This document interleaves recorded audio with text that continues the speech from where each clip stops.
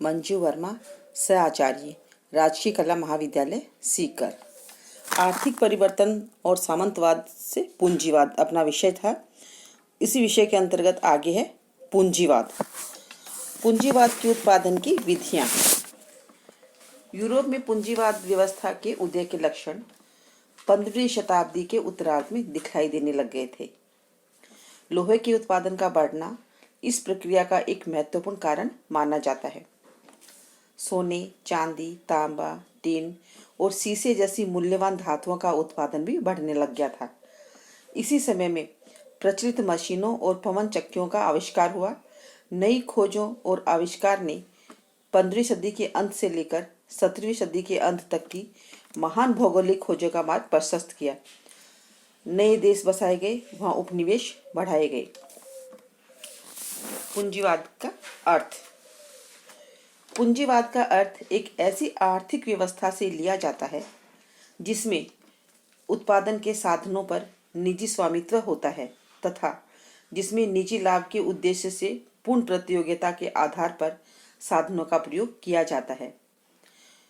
Locks तथा hoods के शब्दों में पूंजीवाद आर्थिक संगठन की ऐसी प्रणाली है जिससे निजी संपत्ति पाई जाती है तथा मानव निर्मित और प्रकृति प्रदत्त पूंजी का प्रयोग निजी लाभ के लिए किया जाता है।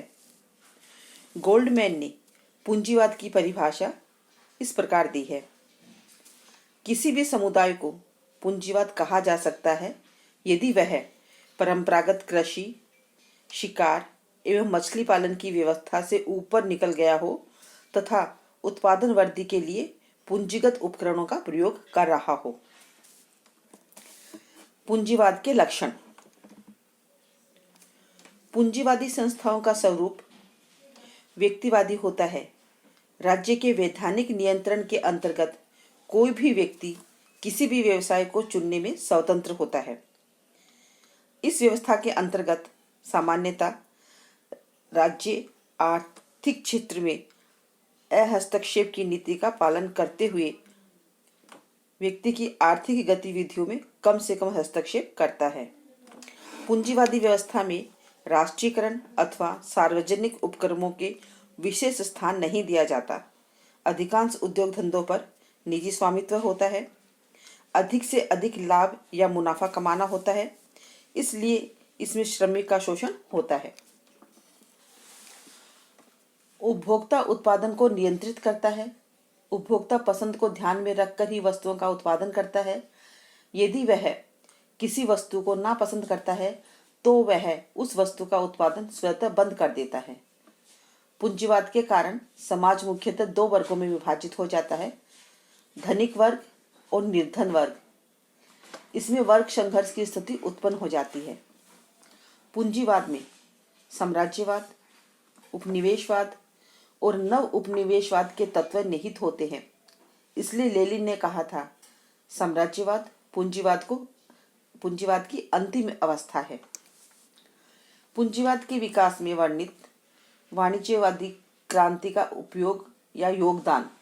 डॉक्टर पार्थ सारकी गुप्ता का मानना है कि 16वीं शताब्दी में यूरोप में व्यापार के क्षेत्र में अनेक महत्वपूर्ण परिवर्तन हुए, जिनमें मुख्यतः अंतर क्षेत्रीय व्यापार में वृद्धि, स्थानीयतावाद की समाप्ति, सामुदायिक व्यापार का विकास, बाजार का व्यापक और बढ़ता हुआ प्रभाव और नए प्रकार के व्यापारिक संगठनों का विकास।